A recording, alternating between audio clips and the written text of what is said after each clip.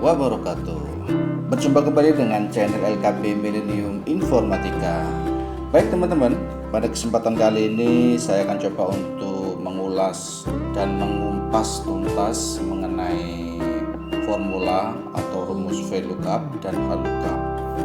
Oke, di sini sudah saya berikan contoh ya, yaitu untuk tabel penjualan kereta api, dan dimana contoh ini sudah saya siapkan 3 field ya di sini, dan sudah saya siapkan juga beserta dengan kode-kode, dan juga di sini sudah saya siapkan juga 2 tabel, yaitu tabel 1 dan tabel 2, dimana kedua tabel ini merupakan tabel referensi yang nantinya kita gunakan sebagai penghubung dengan penggunaan rumus VLOOKUP atau HLOOKUP tadi.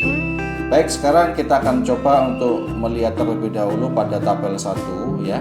Di sini tabel 1, kalau kita lihat di sini bentuk dari tabelnya yaitu berbentuk baris dalam proses pembacaan fieldnya ya.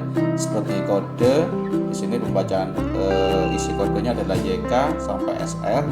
Ini adalah secara baris atau disebut juga dengan horizontal ya. Dan jurusan juga sama, dibaca secara baris. Nah, nanti karena ini pembacaan secara baris, berarti kita akan menggunakan fungsi atau formula HLOOKUP ya, horizontal lookup. Oke, ini untuk tabel 1. Dan selanjutnya di sini tabel 2. Nah, di sini beda dengan tabel 1. Di tabel 2 pembacaannya di sini menggunakan pembacaan secara kolom atau bisa disebut juga dengan secara vertikal, sehingga fungsi yang kita gunakan nantinya atau formula yang akan kita gunakan adalah formula VLOOKUP atau vertical lookup. Oke, seperti itu teman-teman ya. Jadi itu sebagai dasar penggunaan fungsi dari formula yang kita pilih itu bergantung pada tabel referensi yang akan kita pakai kalau kita menggunakan tabel referensi. Baik, langsung aja kita isi. Sebelum kita mengerjakan penjualan tiket kereta api, sebelumnya kita harus membuat dulu buku kerja atau memasukkan penghubung pada define name ya untuk masing-masing tabel ini. Baik, kita mulai dengan tabel 1. Jadi untuk proses pemasukan penghubungan tabel array atau tabel kerja ini, kita selection dulu tabel ini ya secara keseluruhan seperti ini. Oke, selanjutnya teman-teman bisa masuk ke dalam menu formulas, dan di sini ada pilihan submenu define name. Nah, di sini teman-teman bisa klik define name ya. Nah, di sini sudah ada jendela define name ya. Nah, di sini teman-teman bisa kasih nama untuk jendela define name-nya ini sesuai dengan fungsi dari tabel tersebut supaya lebih mudah mengingatnya ya. Misalkan di sini saya kasih nama jurusan. Oke, nanti ini sebagai skopnya sebagai buku kerja. Selanjutnya kita oke ya di sini. Oke, kita sudah membuat jurusan sebagai buku kerjanya untuk formula HLOOKUP nantinya. Selanjutnya di sini juga kita bisa buatkan buku kerja juga untuk formula vertical lookup atau VLOOKUP dengan cara sama, kita selection semuanya. Selanjutnya juga sama, teman-teman masuk ke dalam menu formulas, selanjutnya masuk ke dalam define name. Nah, di sini kita juga bisa beri nama ya. Nah, namanya ini harus bersifat unik, tidak boleh sama, teman-teman ya. Oke, di sini kita buatkan nama juga sesuai dengan fungsinya, yaitu kereta. Nah, di sini kita sudah membuat 2 buku kerja di dalam define name yang nantinya berfungsi sebagai penghubung atau tabel array terhadap tabel utama yang kita gunakan sesuai dengan masing-masing formula ya. Oke, sekarang kita langsung aja mengerjakan untuk fungsi yang pertama atau kolom yang pertama dalam tabel utama ini, yaitu jurusan.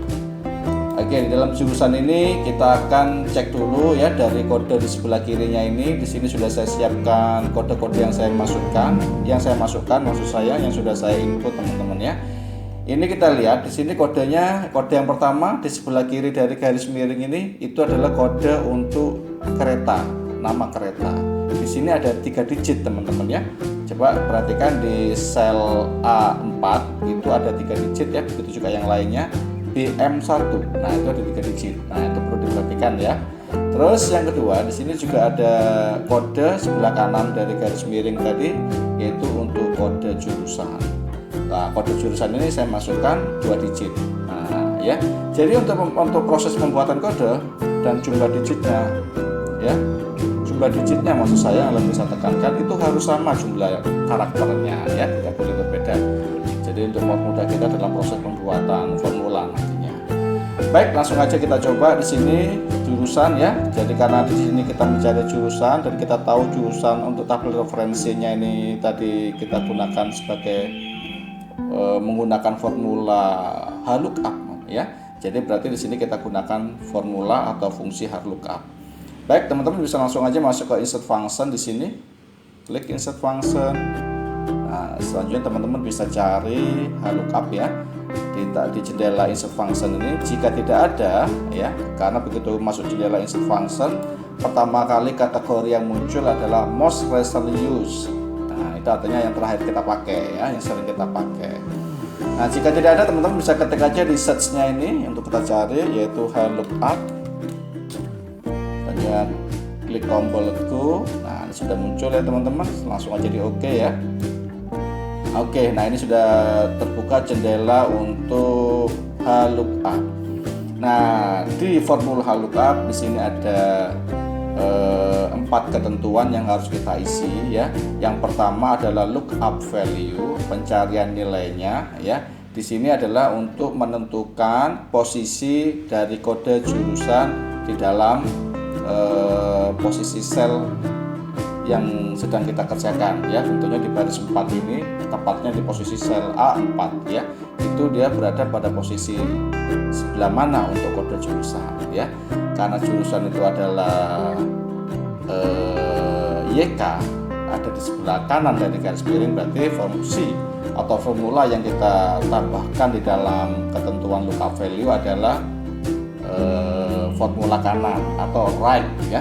Nah, untuk itu teman-teman bisa masuk ke dalam posisi fungsi tambahan pada posisi sebelah kiri ini, ya. Nah, teman-teman cari right. Nah, ini ada right, ya. Teman-teman klik di sini right. Nah, ini sudah masuk ke dalam jendela right.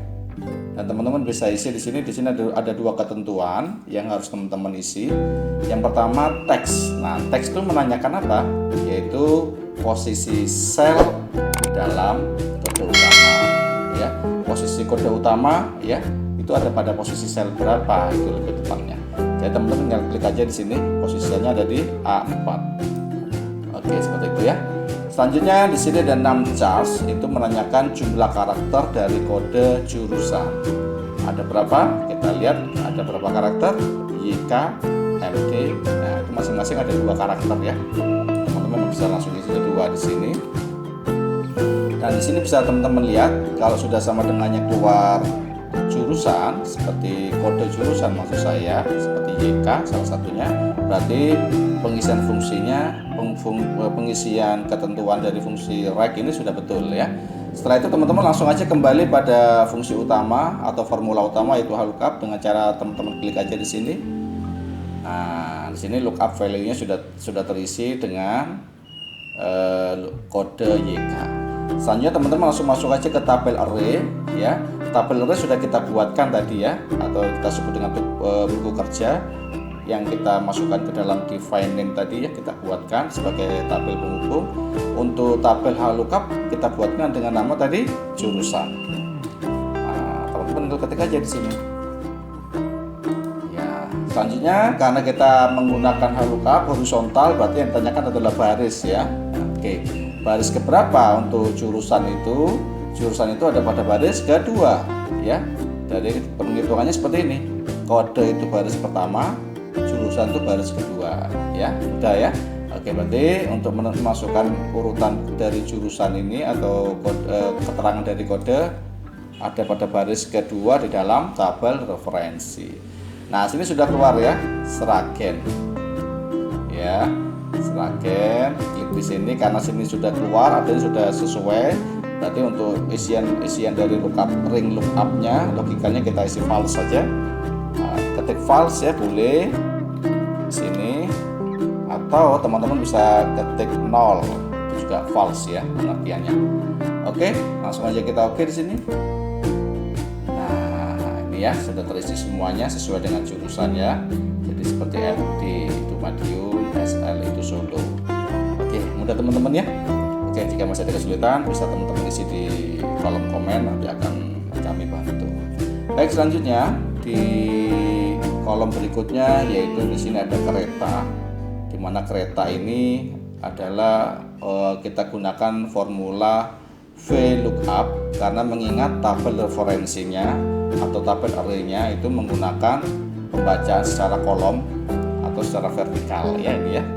Oke, baik, langsung aja kita masuk ke dalam sel C4. Kita tunjuk sel C4 untuk pengisian pada VLOOKUP di kolom kereta. Selanjutnya kita masuk ke dalam insert function untuk mencari formula VLOOKUP ya. Di sini jendela insert function sudah masuk. Nah, teman-teman bisa cari fungsi VLOOKUP di select functionnya ini. Jika tidak ada ya di sini kategori most recent use ini, teman-teman bisa ketik lagi VLOOKUP untuk mencari fungsi VLOOKUP tadi ya. Oke, seperti ini. Setelah itu tinggal teman-teman go. Nah, ini dia sudah ada ya. Setelah itu di OK. Nah, ini sudah masuk ke dalam jendela function argumen dari VLOOKUP. Nah, di sini juga sama, ada 4 permintaan ya. Jadi sama seperti VLOOKUP sebenarnya, permintaannya juga ada 4 ketentuannya maksud saya. Nah, cuma beda pada proses pembacaan aja. Yang pertama, lookup value sama, dia menanyakan untuk posisi kode dari kereta di dalam kode utama ini ada di sebelah mana gitu ya. Nah, kita lihat kode untuk kereta itu ada di sebelah kiri dari garis miring ya, berarti ada di sebelah kiri. Nah, karena ada di sebelah kiri berarti ada tambahan formula baru untuk penunjukan, yaitu formula kiri atau kita sebut dengan formula left. Oke, teman-teman bisa masuk ke sini untuk mencari formula left. Jika tidak ada di sini, teman-teman bisa masuk ke dalam more function. Nah, selanjutnya ketik left ya jika tidak ada, atau teman-teman bisa pencet di most recent use kalau barangkali pernah terpakai. Oke, kalau tidak ada bisa ketik aja langsung di sini teman-teman ya. Search-nya ini left, klik tuh. Nah, ini dia ya, left. Oke. Nah, ini sudah masuk ke dalam jendela left. Langsung aja teman-teman isi ya di sini. Untuk ketentuan yang pertama yaitu teks, itu menanyakan posisi sel untuk kode utama itu ada pada sel berapa ya. Oke, berarti karena kita mengerjakan pada sel baris 4, berarti kita tunjuk aja berarti posisi ada di A4. Klik aja di sini. Oke, nah ini sudah masuk ya. Tinggal penunjukannya ada berapa karakter di situ ya. Karena karakter untuk kode kereta itu ada 3, yaitu BM1. Berarti ada 3 karakter. Tinggal ketik aja di sini teman-teman. Nah, di sini teman-teman bisa langsung cek di bawah kalau sudah betul penunjukan kodenya yaitu BM1, berarti untuk pengisian ketentuan dari jendela atau dari formula left itu sudah tepat. Sekarang teman-teman langsung kembali ke formula utama yaitu VLOOKUP dengan cara klik aja di sini. Oke, nah sini ya lookup value-nya sudah masuk dan sudah betul ya. Nah, selanjutnya di sini kita lanjutkan untuk pengisian ketentuan yang kedua yaitu tabel array. Nah, ya, tabel array sudah kita buatkan tadi ya, atau buku kerja yang kita masukkan lewat menu define name tadi. Nama buku kerjanya adalah, tabel array-nya adalah kereta. Nah, ini nggak boleh lupa teman-teman ya, harus diingatin ya, kereta.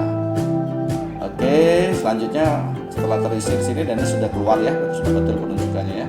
Nah, selanjutnya itu menanyakan kolom indeks. Kolom indeks untuk kereta, nama kereta itu ada pada kolom keberapa dari tabel array atau tabel referensi yang kita buat. Kalau saya hitung dari tabel referensi atau tabel array-nya adalah 1, 2. Nah, kereta itu ada posisi di mana? Di kedua ya, kolom kedua. Jadi tinggal diketik aja di sini. Nah, seperti itu teman-teman ya. Sini sudah keluar di eksekutif, artinya sudah tepat ya, sudah benar. Berarti untuk pengisian ring lookup, logikanya kita isi aja seperti false atau teman-teman bisa ketik 0, itu sama aja ya. Oke, selanjutnya kita oke aja di sini. Nah, ini teman-teman sudah keluar semuanya ya. Ini sudah sesuai. Jadi seperti saya contohkan, misalkan pada baris keempat di dalam tabel utama ini TR1 itu adalah untuk Turangga Eksekutif, MD Madiun. Oke, sudah tepat teman-teman ya. Oke, Oke, bagaimana teman-teman? Sudah mudah ya, bisa dipahami mungkin ya. Jika masih ada kesulitan untuk contoh yang pertama ini, nah, teman-teman bisa mengisikan pada di kolom komen ya.